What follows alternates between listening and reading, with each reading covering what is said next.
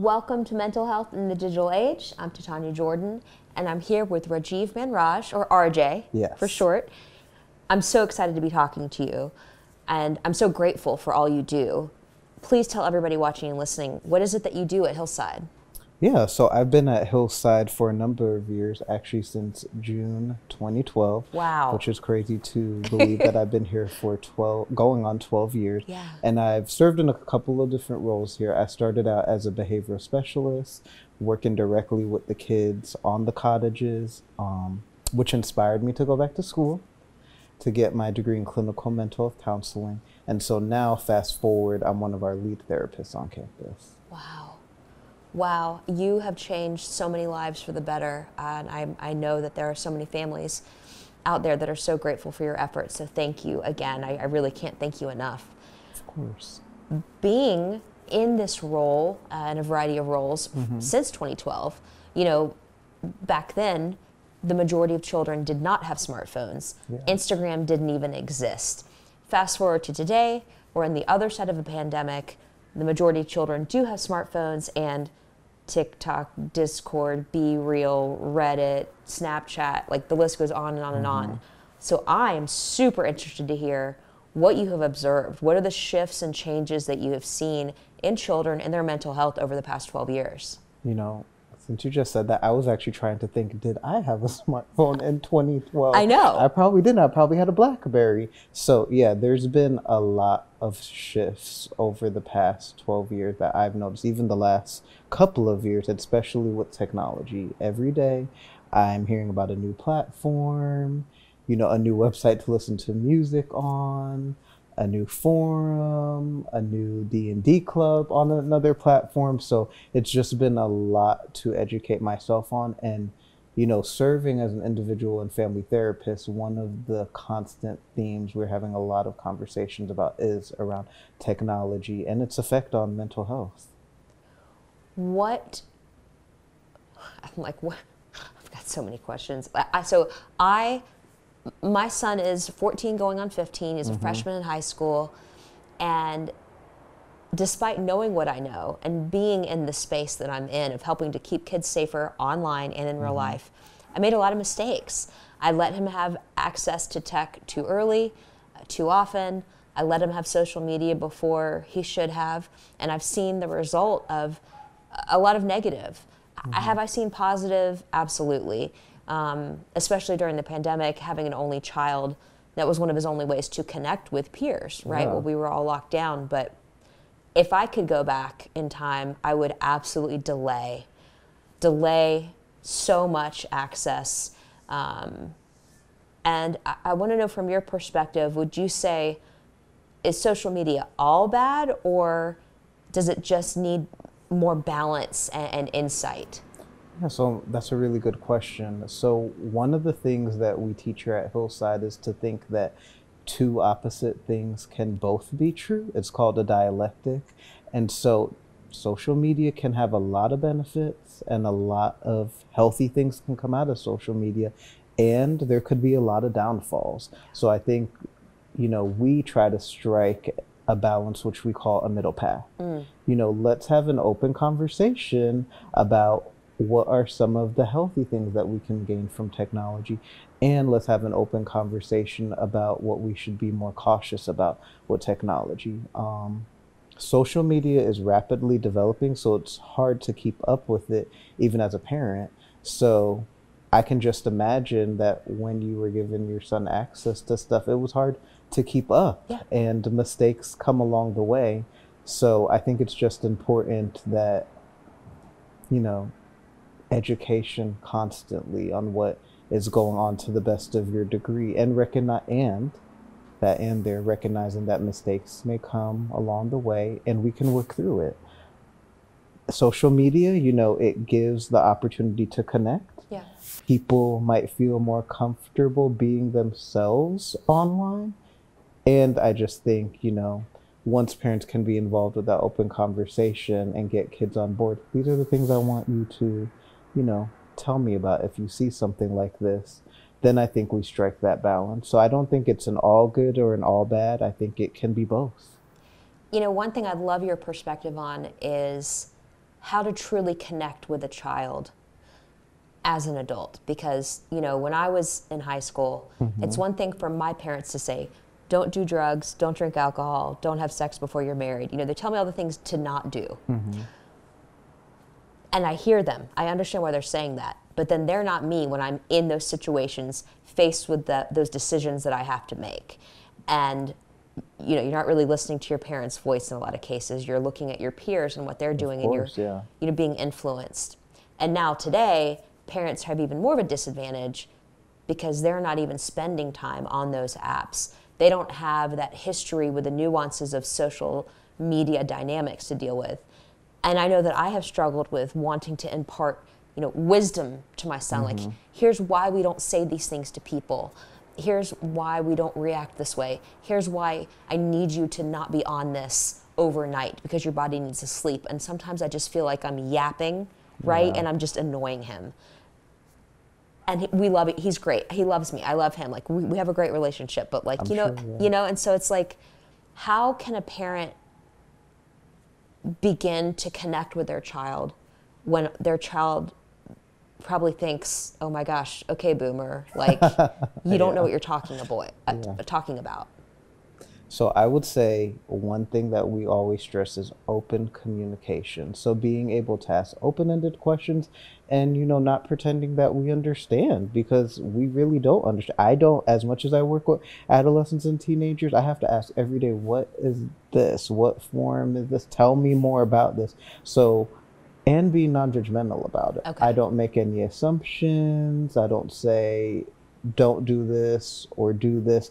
I ask questions first and I get their opinion to make sure they understand what a wise decision would be. And I think validation, which means understanding even if you don't agree, is helpful first, so that they know my parent is somebody that I can talk to if something concerning does come up. Oh my gosh, that is like, those are really good sound bites.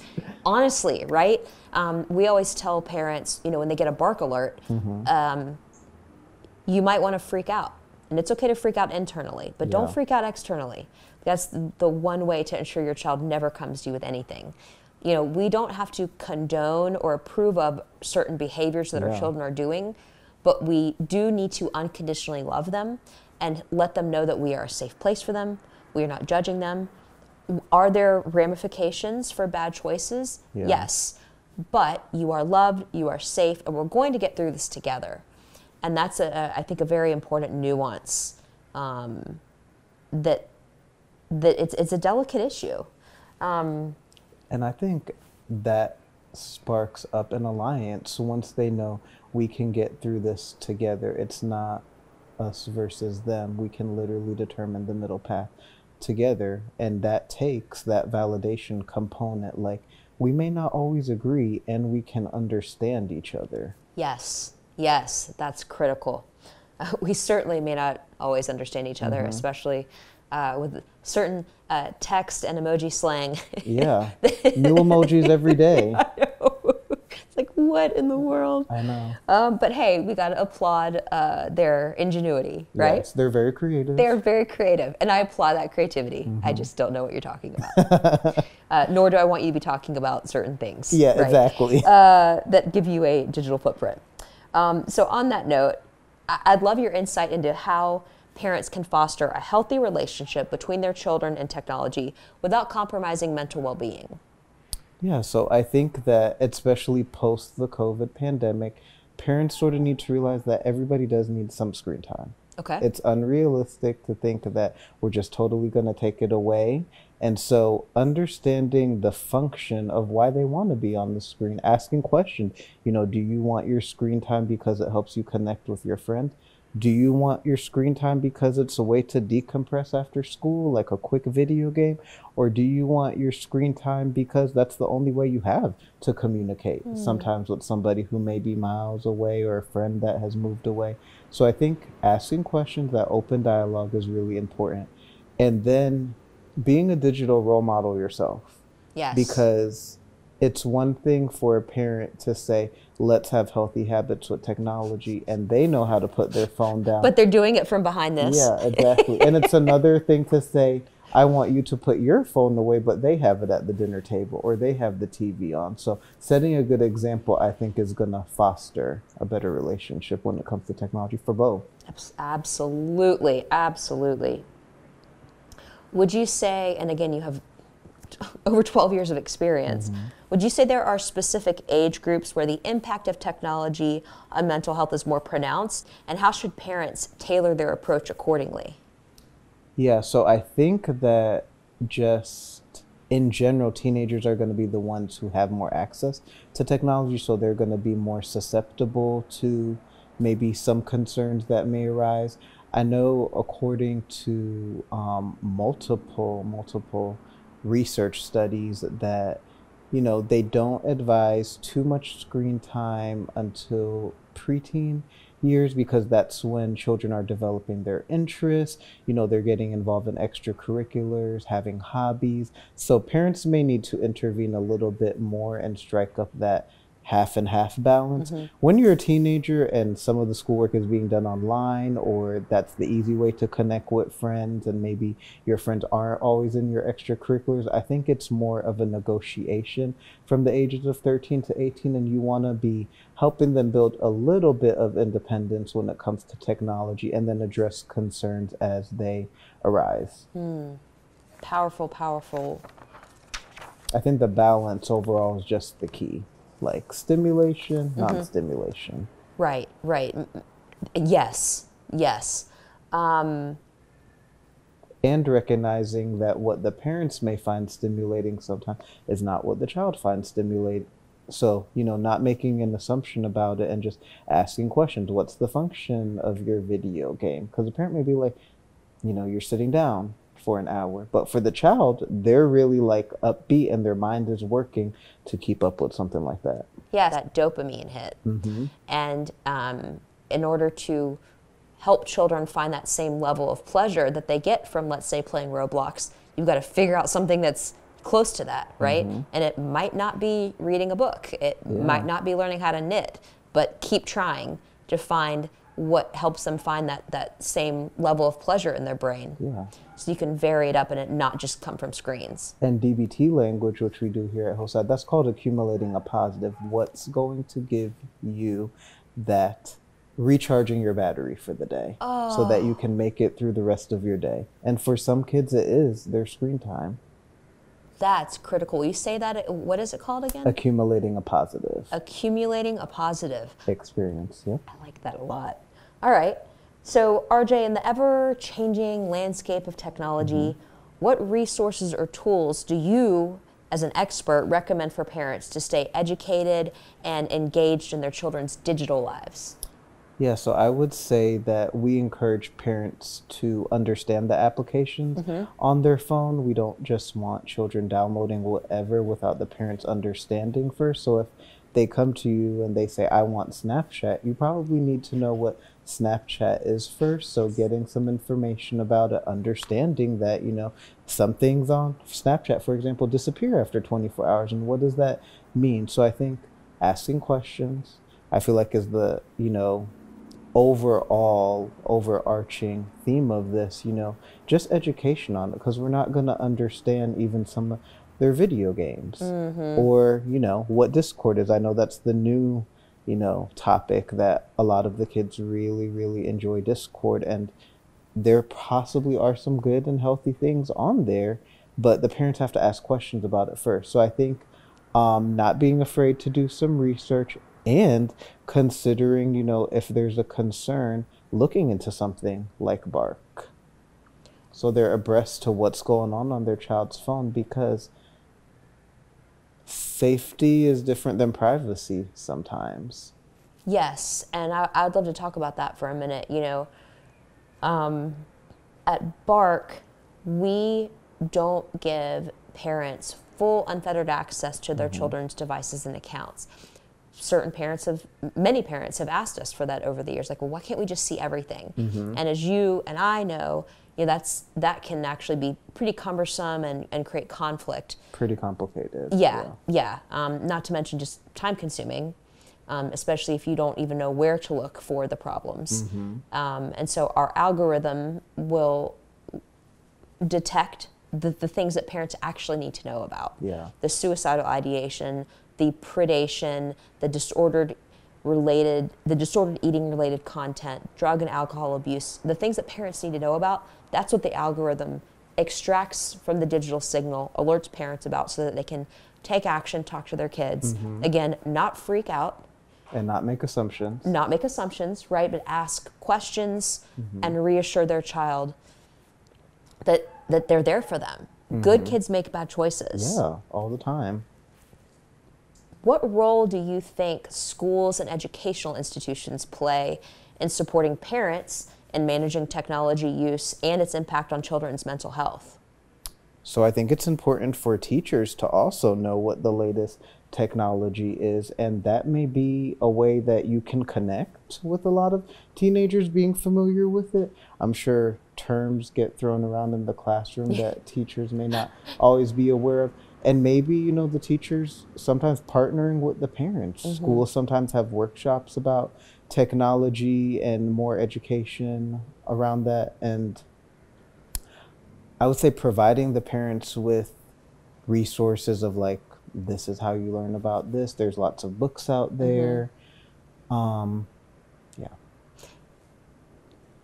12 years in this space, I believe you probably have a lot of success stories of parents that have effectively managed their children's tech use, and it's led to positive mental health outcomes.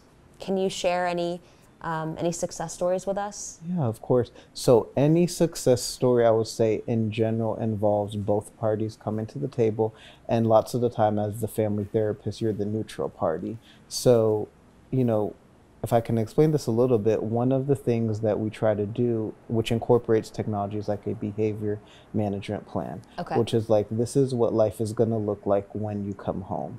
And so what we would do is provide the child a blank copy of it. This is what I think my rules should be at home and what happens. And we provide the parent a copy. This is what I think the rules and limits, etc., should be when you come home. And then we come back and compare notes. No judgment. Validating one another, and then figuring out what is the middle ground. Like, how can we have safety and fun at the same time, for example, because it's possible. So any success story, I would say, is about both parties coming to the table. You're going to get the child's buy-in if you don't just, you know, have a bunch of rules thrown at them. If they feel like they're involved, I think everybody will get their goal met. And then understanding the function. You know, I have had some clients in the past who were on video games for multiple hours. And we sort of have to coach the parents that it's not always about taking it away, but identifying a replacement behavior. If technology may be the only way that, you know, they know how to accumulate a positive or connect, maybe provide other opportunities that they're not aware of. You know, they aren't always knowledgeable about some of the resources, and so partnering with the child, I get it. It makes sense that you want this. Let's sometimes try to do it in this way. And if the child says, no, I don't like that, okay, well, what do you think? You know, and we can work together on developing this plan. So collaboration, validation, and understanding, you know, is the theme in every success story I could tell you about. Nice. That was wonderful. Can you speak to cultural and societal factors that influence the relationship between technology use and children's mental health? Yeah, I think that's a really important factor. So number one, I think parents need to understand that, you know, they themselves may identify with a certain culture, but that doesn't necessarily mean that that's the culture that their child, you know, identifies with. It. There's various different definitions of what a culture means. In terms of societal, I think parents need to be aware they may live in a neighborhood where everybody has a phone. And if your child doesn't have a phone, you know, what does that mean? Because it's a case-by-case thing. Or you could live in a neighborhood where everybody has Instagram and that's the way they post, hey, let's all meet up at the pool. So that's important to recognize. Or they may live in a neighborhood where nobody has a phone. And that's important to recognize. They may have to find other ways to communicate with their friends and such. But I think it's about, once again, understanding where your child is coming from, because you could say, this is my beliefs, and this is how I want to adapt. And it's also about adapting to what does your child identify with? What are their sort of beliefs when it comes to technology and their values? Yeah. What would you say are the most common challenges that parents face in managing their children's tech usage? That's a really good question. I think some of the challenges is first trying to be too punitive about it. Like, let's just take everything away because you made this awful mistake. And, that doesn't encourage the child to share what's actually going on. That actually discourages them because they feel if I make a mistake in the future, it's just going to result in everything being taken away. Right. So I know lots of times in family therapy, we first focus on acceptance of the behavior, understanding where this is really coming from, and then changing it. You can't change before you accept because then we might be changing the wrong thing. Wow. So, yeah, sometimes we do it in reverse, which happens. We all make mistakes, but I think it's really important that we try to accept first and then change. What's an example of acceptance? So, say a child was overusing technology on video games all day, it would sound something like, I hear you. This video game is really important to you. It sounds like your friends all log on at this time and you enjoy talking to them on your Xbox microphone. I hear you. And that's why you got to slip that and in there. I'm worried, I'm concerned that sometimes it goes on for 3 hours. Can you come downstairs? That's that change part. Can you come downstairs and check in with me every hour, or can you come downstairs and spend a little bit of time with the family?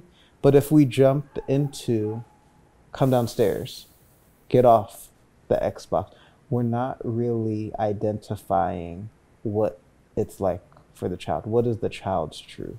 So that's that acceptance and change. And I feel like once you can meet them with validation first, they're much more open to the change. They don't feel as judged. It's in some ways just basic communication, regardless if it's with a child or an adult. Of course, and respect. Yeah. But speaking of respect, again, like I was raised in a way that I think, if let's say my dad were to hear this, he'd be like, what? Like you do what I say when I say it and with a good attitude. So like how much is too much catering to a child? It's like, yeah, I think that is a very important question because some parents might lean too much on the side of acceptance, like walking on eggshells. Let's not ask them to change, and that's where sometimes they start overusing things because they know that there's no limits going to be in place. And validation is it's a kind of different language, so it's not typical that we would always be like, I understand that you're on video games for 3 hours and this is really important to you. We want to swift in and rescue sometimes. So I would say that it takes practice. Nobody's going to get it right the first time, and I have to correct myself sometimes too, because it's not typical, and it can be learned. Good. That's encouraging. Based on your, education and experience and professional tenure, what age-appropriate guidelines do you suggest for screen time, and how do these evolve as children mature? Yeah, so I think we got to be mindful of the year we're in, number one, because it's definitely shifted. If you asked me this question 12 years ago, it would have been very, very different. Right. If you asked me this question in 2020, it probably would have been different too. But in general, I would say from the ages 2 to 5, the research says that 1 to 2 hours of screen time is appropriate per day with supervision, of course, so you can manage the content of what the child is watching. And then up until about 13, that's when, parents should be helping the child strike a balance. It's easy to overuse technology, get sucked into a cartoon, for example. So parents want to be making sure that if it's like an hour on technology, let's do an hour off of technology. And, not using technology into the late hours of the night, having some time to decompress, unwind, let's take care of ourselves, do our hygiene. So making sure that those things are inserted into their schedule as priorities as well, and not making technology the only priority. once they become a teenager and that's the way that they're connecting, that could be the way they look up their online assignments. That could be the way they know something's going on. It's just that negotiation. So you may be able to give them a little bit more. You still want to supervise to make sure nothing concerning is coming up. But I think it's a case by case thing. And it depends on, what the function is for the technology. If they're avoiding something, that may be where you want to have an open conversation about it. But that might not be, it might not be a specific stamp on a number of hours. Might just be on, does this child have a balance? Yeah, and I always encourage parents to look at, is it just passive consumption, or is it active creation or curation or competition or connection? There's different types of screen time. Not all screen time is equal. Yeah, because there's so many people that I'm able to connect with myself as an adult, and the only way I can connect with them is on social media. There you go. So I get it. Yeah, for sure.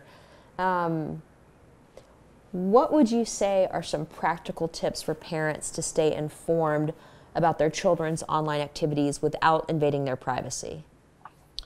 Yeah, so in terms of not invading their privacy, make it clear, I don't know the answers. Can you tell me more about this? Tell me more about what Instagram is. What do you like to put on Instagram? What do you see on Instagram? What is Snapchat? So asking questions, not making assumptions, and if the child is hesitant about sharing, ask why, because sometimes there's that fear of judgment. I think it's also important to, talk to other parents sometimes and make sure that you have some support around you, because oftentimes we don't know everything and we need another adult to rely on, but we always want to make sure we don't make assumptions. Yeah, I'm glad you brought that up, leaning on other parents. Back in 2017, I started a Facebook group called Parenting in a Tech World because I needed that help, right? I'm in this space and I needed that help. And fast forward to today, it now has over 440,000 parents in that group.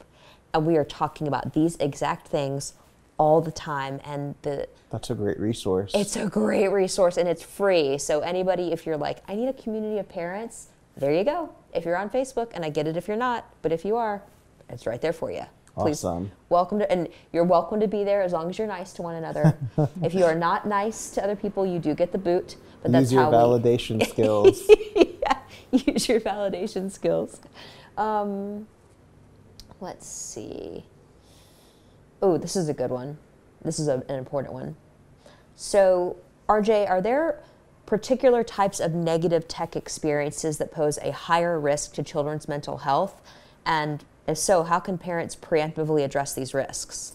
Yeah, this is the tough part. With technology, you're more vulnerable to cyberbullying, of course. And lots of other things. This can be featured online. There could be pictures of self-harm, eating disordered behaviors. Sometimes even just clicking on the news could be rough for a child. Because there's always something going on. And, social media, kids could be posting, I went to this event, all of us went to this event, and now the child feels like I'm not included. Right. So I think that, preemptively, parents need to say, hey, I'm going to give you a phone. Talk to me about what's going on, if anything upsets you.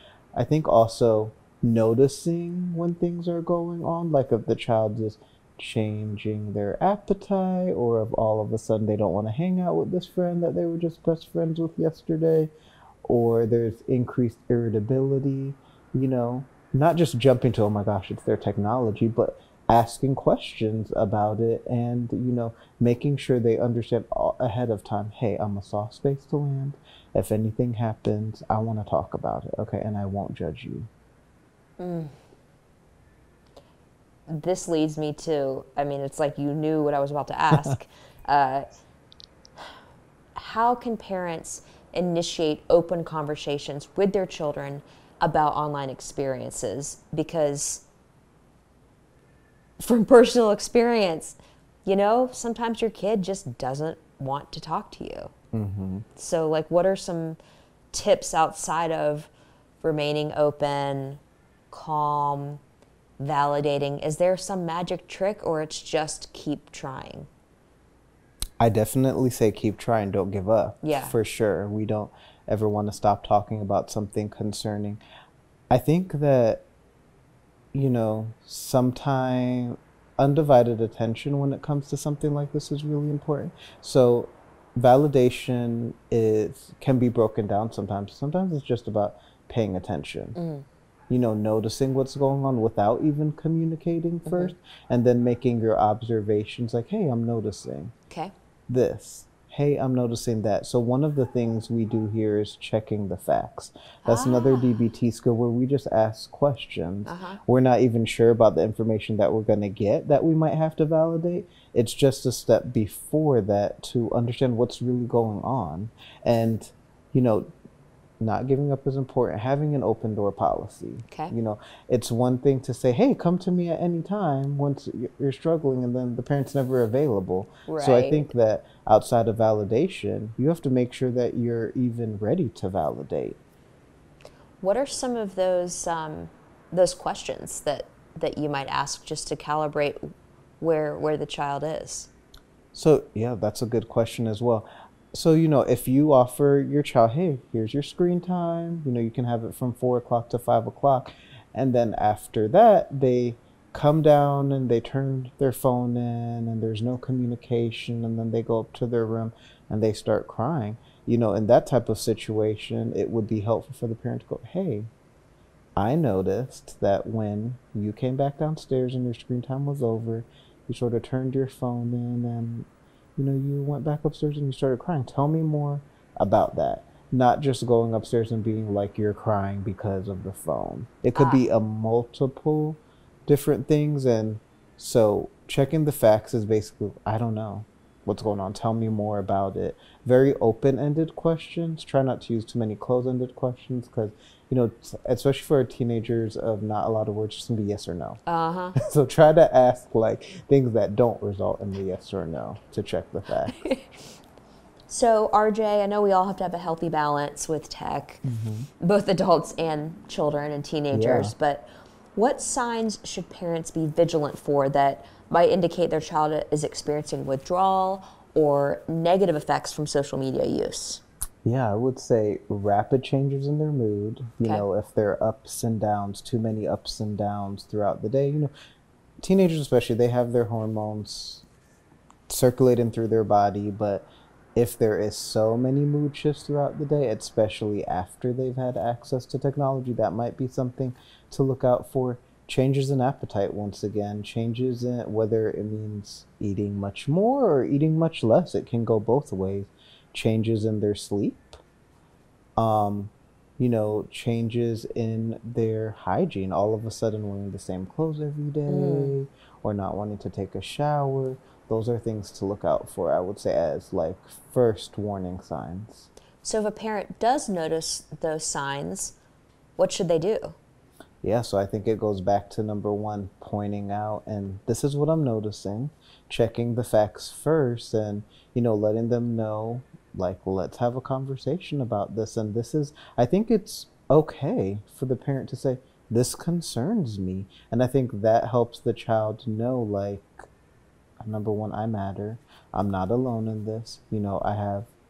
We're a team together. So I think not only is it for the parents to validate, the child needs to validate too, hopefully, that this is concerning my parent and they're willing to help me do something about this. Yeah, I'm not judging you. It's I'm noticing this. I'm concerned. How can I help you?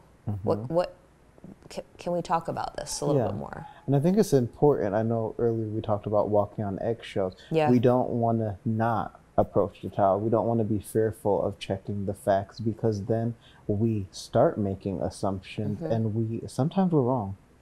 Lots of times we're wrong. So I think, you do want to check and even sometimes say, hey, I was wondering whether or not I should ask you this, and I just thought I'd come up and ask because I didn't want to make an assumption about this.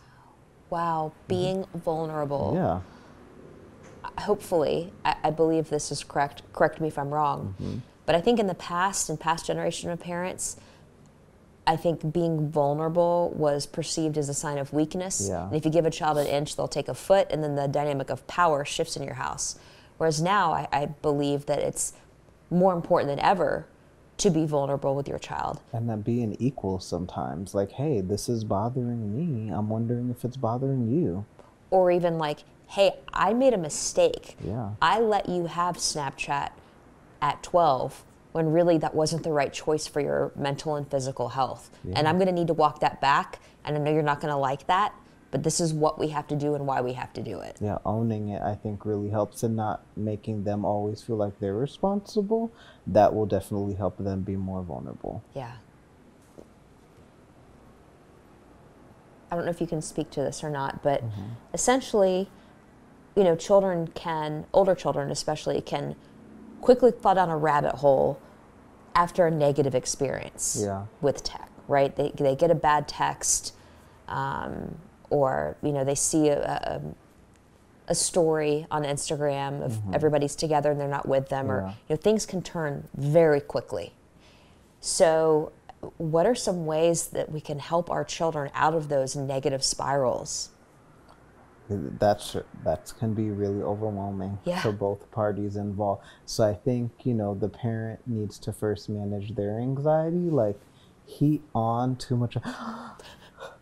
If you're anxious, that's only going to overwhelm the child first. So I think parents need to make sure that they can self-soothe in order to help their child regulate their emotions. You know, you can definitely say, hey, this is overwhelming, I got your back. But if you're adding more anxiety into the situation, that doesn't help. I think tangible things, you know, talking to your child preemptively about, hey, when you're stressed out, what helps, what works, so that when a crisis does occur, you guys already have skills that you can fall back on, like self-soothing yourself, or having a fidget, or being able to take a hot shower, let's go on a walk. But you know that ahead of time, versus in that anxious moment, you're like, wait, what are we going to do again? Right, right. But having a plan versus problem solving in the midst of a crisis. Yeah, and most parents know their teen, what they like to do, what calms them down. They've all seen them stressed out before, so it's sometimes hard for the child to recognize, oh, I like to do these things too, even though I feel left out of the situation. So the parent may need to nudge them along, sometimes gentle reminder, you know, first saying, that sucks that you were left out of that, I hate that for you, and offering them, you know, let's hang out together. You know, I have some time later, I have some time this weekend, because they may not be thinking about other alternatives at that time when they're in a crisis. Great point. Have you suggested to the people you've been able to work with more physical activity? And have you heard any, you know, anecdotal success stories of them taking you up on those suggestions and like, wow, we, instead of sitting, you know, in front of a screen, moved our bodies, went for a walk, did this thing, rode a bike, and we feel better because of that? Oh, yes, several. And I think it's really important, once again, going back, that we need to figure out what for our child is stimulating versus non-stimulating. So it might be that a tabletop game or doing Dungeons and Dragons and going to a comic book store is stimulating for them. It doesn't always have to be football or basketball. It might be stretching. So just getting up and stretching for 10 minutes or doing yoga is stimulating for them. But yeah, lots of success stories, and you know, the common denominator is that the parent understood, this is what's stimulating for me. Sometimes the stimulating activity could just be going out and eating a spicy food. That stimulates your taste buds. So, and gets people moving out of the house. So I think once the parent can, you know, meet the child where they're at, that makes a ton of difference. Yeah. Awesome. So when you heard that we were going to record today, what were you thinking in terms of like, I really hope that I get to say this before we wrap? Like any sort of ad lib, or what you're like, I want to make sure that this gets out into the world.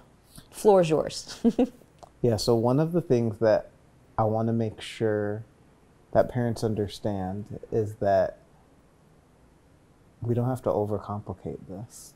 One of the things we teach at Hillside is something called the HUG model, and it stands for hearing, understand, and then give feedback. Sometimes we reverse the order and give feedback too early, and then we try to listen, and then we try to understand, and we make things too complicated.